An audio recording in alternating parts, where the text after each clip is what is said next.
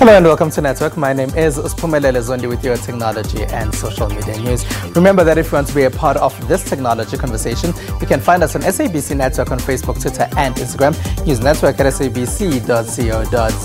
on email. You can also use the hashtag SABC Network. Today, our Twitter poll is asking if you're happy with the television digital migration process, as the government says they will no longer be buying set-top boxes after spending what is reported to be about 10 billion rand. Results of that are coming up later in the program, but here's what's coming up in the show today. We go to Rage in Johannesburg.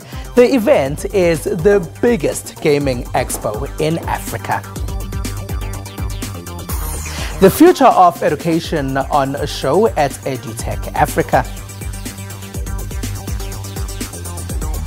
And our discussion is on Social Media Week. Durban organizer Lorraine Esibanda is here for that one.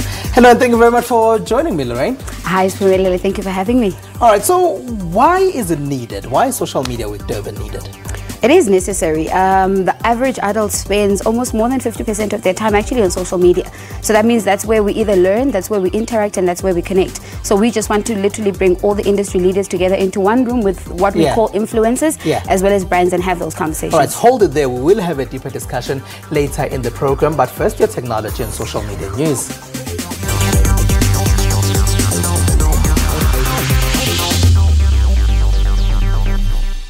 Now imagine a massive hall filled with all the gaming consoles and video games you can think of. That's what those that have visited Rage were treated to. It is Africa's biggest gaming expo. Producer Sandile Hlangane was there. Video gamers, esports enthusiasts and exhibitors all packed the dome in Johannesburg. They are here for what is Africa's biggest gaming event. This is Rage. Gaming has become more of a social activity. It's an opportunity to interact with your friends either in person or online. It's something that people are doing more as a hobby. Enthusiasts are here for different reasons. Each one has their specific things that they love. We really like the geek culture, the technologies that are shown here at the expo, the gaming as well. When I play a game, if it has a story behind it, then I like it because now I'm understanding what's going on in it. Organizers say gaming isn't just child's play. Gaming can be important in the field of education. We're seeing with technology like virtual reality. As we see virtual reality get used more widely, it means that a school child can go inside, can go underwater, under the sea, and they can look around and they can see different fish. They can go into a cave where there's cave paintings. So we're seeing virtual reality help students go into environments they'd never be able to get to otherwise. So I think gaming has changed a lot in the last few years. We're seeing a lot more families getting involved in gaming and a lot more younger children getting involved in gaming. Microsoft obviously has released Minecraft, which is great. It's being used in the school system at the moment for educational to help children grow. In the game community, local developers like Zane enjoy a lot of respect. He developed Kev, a game that transports users to different worlds. Teaches you a bit of resilience, how to be prepared for what's unexpected. And I mean, in today's day and age, we see what's happening with the economy, what can happen anywhere. You never know what to expect. Your life can change in an hour, your life can change in a few seconds. I want to, in the game, start encouraging, start to get that almost thirst for wanting to read more, for wanting to learn more, to get excited about discovery. And the game is to encourage that. The robots here can be massive, and sales of just one game stands at 2 million. Then you get fans dressing like characters you created. If you are super competitive or just in it for fun, Range Gaming Expo is for you. Now at Rage, we found out that gaming is now a big part of education. So gone are the days of teachers telling students to switch off their phones in class. They can now use gadgets to enhance their lessons. This was further showcased at EduTech Africa. Exhibitors there showed what virtual reality and robotics can also do for students. EduTech is showcasing what education should look like in the 21st century. It's not the chalkboard and teacher approach. Our main aim with the exhibition has been to provide a platform for teachers, schools, universities, all tertiary education institutions to be able to come together and source the latest in education-related technology and to be able to utilize the platform to bring together traditional teaching methods and the use of technology to further students' development and learning. Here one sees learning through virtual reality. We've seen massive statistics that have shown that children can learn up to 60% more information in a shorter condensed amount of time using virtual reality as a medium for instruction. Some teach programming in the townships through robotics. We teach teachers to teach learners on how to do programming and focus more and enhance more on the physics side of it, because we have a curriculum that comes with the sets of robots that we do, which enhances your physics from grade 6 up to grade 12. And Safaricom, which brought us mobile money through M-Pesa, says they've also ventured into tech in education. They say they've invested a lot into education solutions. We are also working on with our partner is to make the learning environment safe. So we are increasingly going to roll out products that empower both the children and the parents and make the learning environment much more sustainable and attractive for all the players. It's the 4th EduTech Africa. There are others that take place in different parts of the world. SAP says Africa Code Week aims to drive sustainable digital skills development in 36 African countries. They say this is to empower tens of thousands of teachers and assist the children they teach in the process. The inadequate representation and participation of young girls in the tech industry is still a reality. For this reason, SAP launched Africa Code Week initiative aimed at providing teenage girls across 26 African countries with coding training. The initiative returned to South Africa for the 4th time this year. The ICT industry today, unfortunately, is not very balanced between male and female.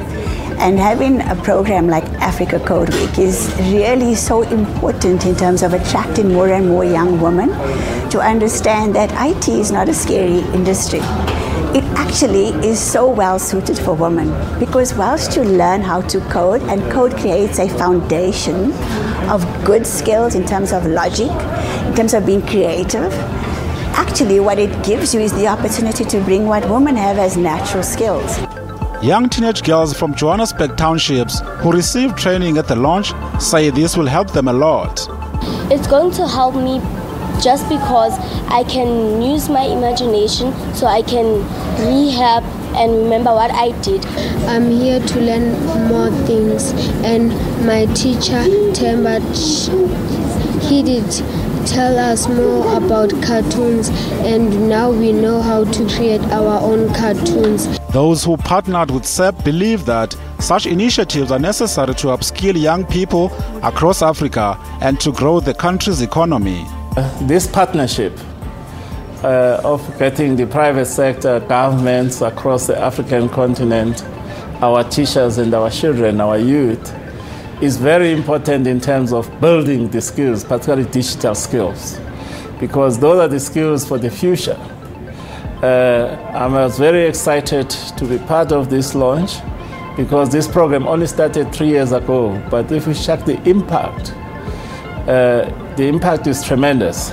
In terms of building the skills for a future economy, a digital economy, it is quite critical for us. In the project, SAP has partnered with Google SA, UNESCO Youth Mobile, the German Federal Ministry, and the Department of Telecommunications. Now on Twitter, we're asking a question and running a poll. We're asking what you think of the TV digital migration process. Now at Roynek12 says the government has wasted 10 billion rand on this.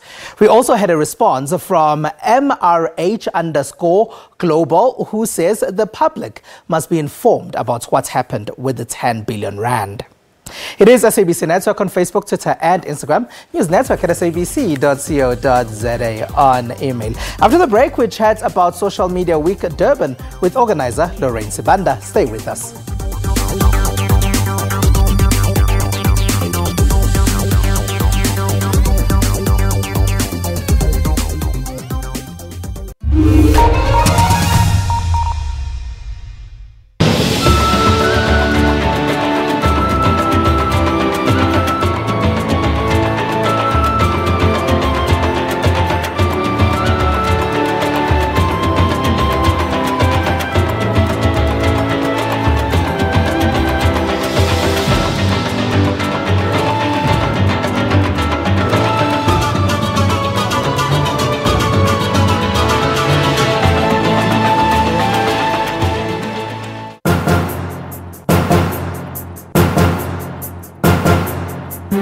every day and during every hour of our time beyond sleep.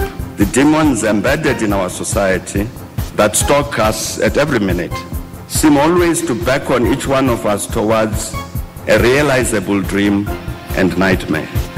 With every passing second, they advise with rhythmic and hypnotic regularity, get rich, get rich, get rich. If the king will be involved in looting community money from a society bank, it's so shameful. These people must sell their properties to give back the money. They are done auditing, so they must give back the money.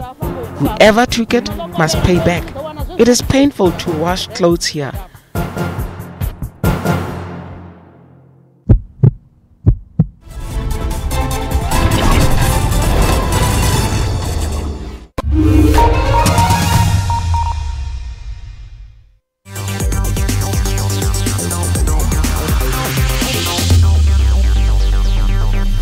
It is the SABC Network on Facebook, Twitter and Instagram, News Network at sabc.co.za on email.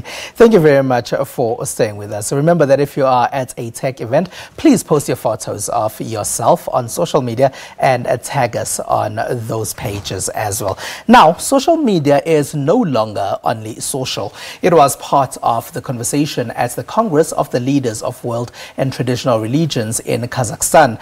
Some say many use it to foster positive change. SABC's Blaine Herman reports from the Kazakh capital, Astana.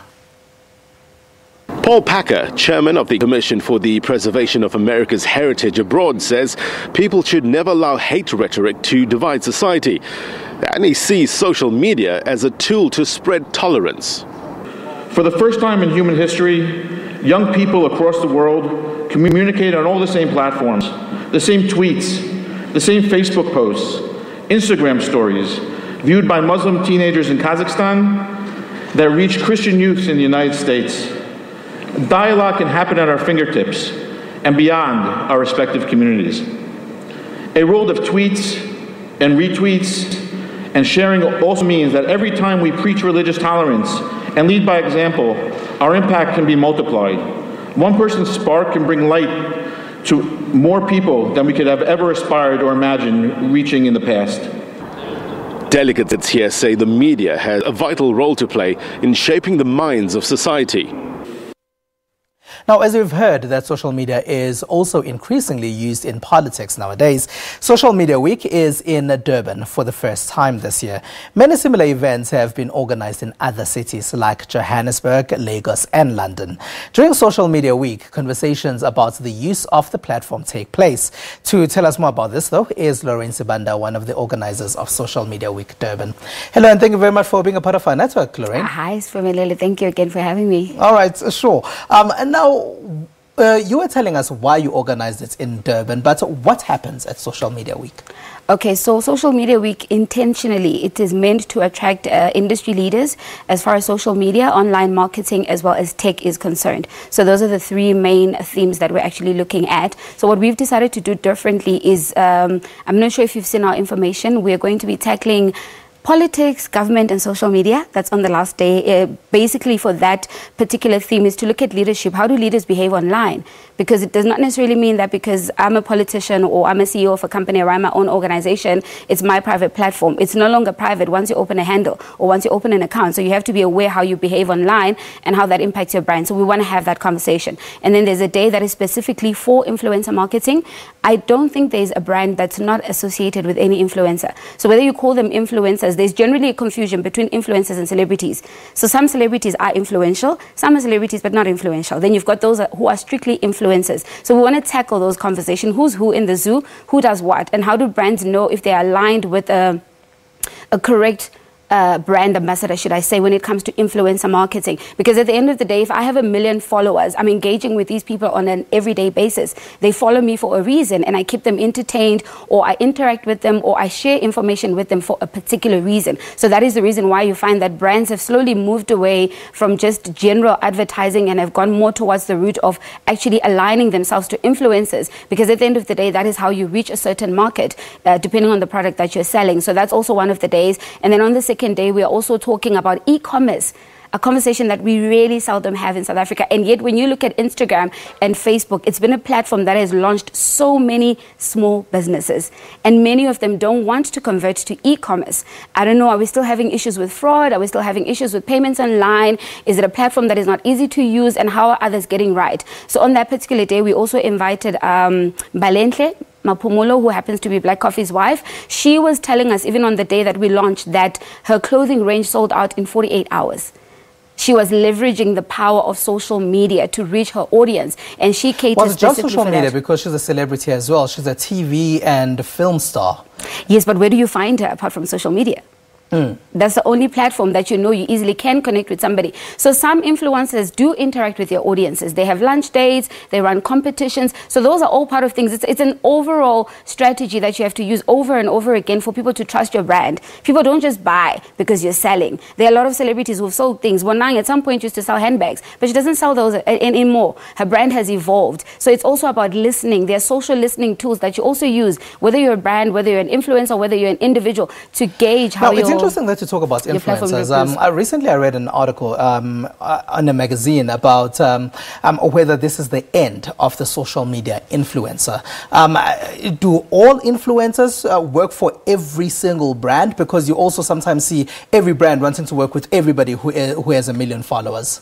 No, not really. That's why I say to you that I think it's very imperative that brands understand when you reach a certain person. I'll give you an example. There was a Twitter purge, I think it happened earlier this year, where even the likes of Ellen DeGeneres lost followers because half of those followers were fake accounts. They were actually not correct accounts. So I could have 1 million followers, but perhaps I bought half of those followers. Yes. Do you understand? So are these real people that you're really engaging with on an everyday basis? I could be given a pair of sneakers to market because it's a new product. Do they align to your brand? Do they align to your brand? Yeah. And also, it does not necessarily mean if I give you a suit and I say wear my suit for the summers, it's going to lead to sales. So small businesses need to understand that not necessarily giving away free products or being attached to a famous person who's on TV or in a magazine will lead to sales. That's where marketing comes into place. How did you pick your speakers? You mentioned Balenhle. How did you pick your speakers? That's a very good question. Yeah. I had to be strategic because I'm very aware that at the moment there's this influencer buzz. Everybody runs there. And then you find some people might not necessarily have the numbers, but they have engagement and they can connect. So we're trying to strike that balance. Hence, we're having those conversations. So we've also invited the Minister of Small Businesses because on the last day when we're talking about leadership and politics on social media, she's also very active, right? So that's why we've also invited her. We've also invited an international speaker coming from Trinidad and Tobago. She is more a renowned speaker on robotics and artificial intelligence, as well as leadership. I mean, this woman is amazing. She has over 1 million followers on LinkedIn alone. And yet here in South Africa, we struggle with using LinkedIn the right way. We struggle with using LinkedIn to get jobs or to promote vacancies online. So we want to have those conversations. So we separated them into 3 tiers. We're going to have the conference, which is going to take place between the 14th and the 16th, but also in that 3-day period, we're having master classes. So the master classes are the teaching platform, and then the conference is more the sharing platform where our speakers are giving away information. So when is Social Media Week Durban taking place? Between the 14th and the 16th of November. So 14th and 16th of November. That's correct. And Durban, out of all cities in South Africa? Why do you ask me like that?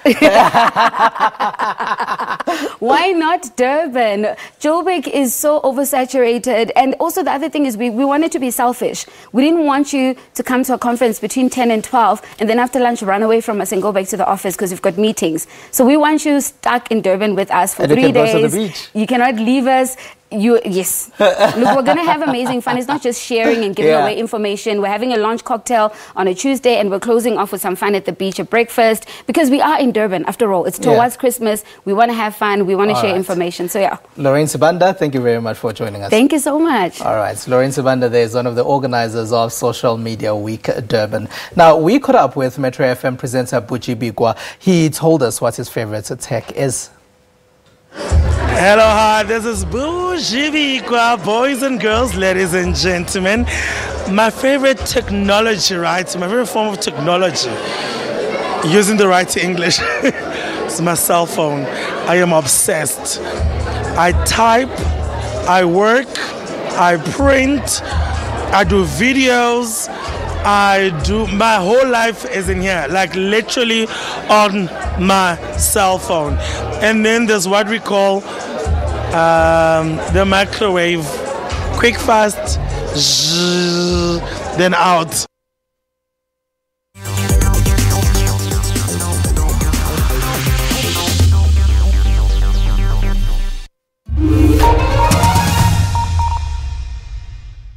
all SABC Network on Facebook, Twitter and Instagram. Now, digital gender inequality was the main talking point at the Africa Summit on Women and Girls in Technology held in Ghana. And a French PhD student has attached a finger to a smartphone. Talk about a creepy invention. These are some of the stories that made tech headlines in the last week.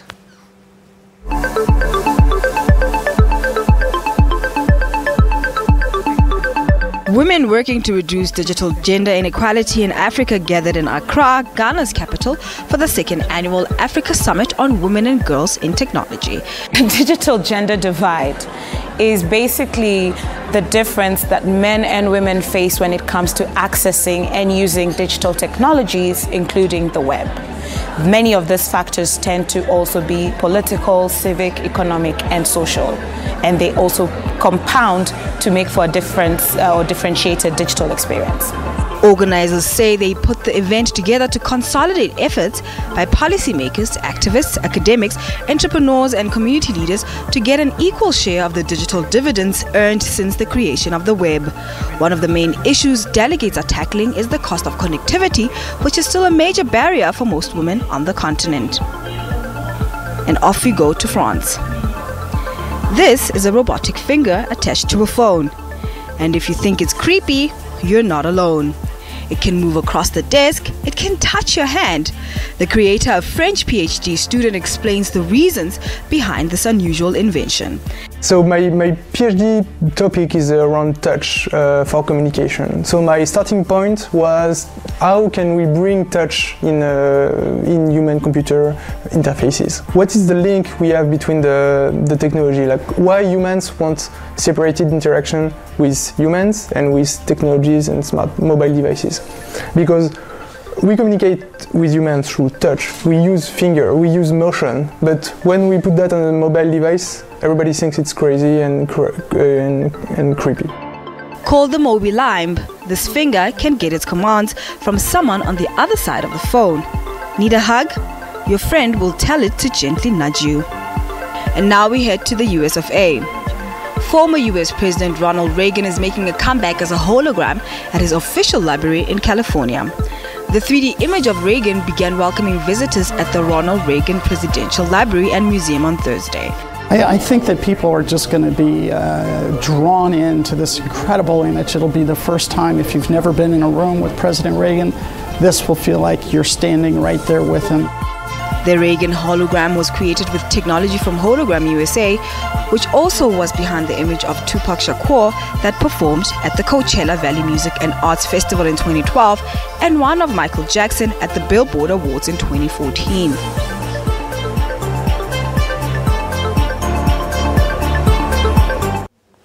Well, look at that. We're no longer going to die. There are going to be holograms of us all over the place.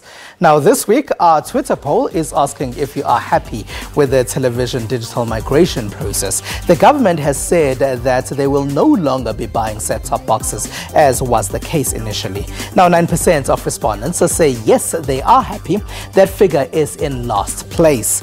There is a 31% that says no, they are not happy. In the majority is 35% of people who say they don't know much about the digital migration process.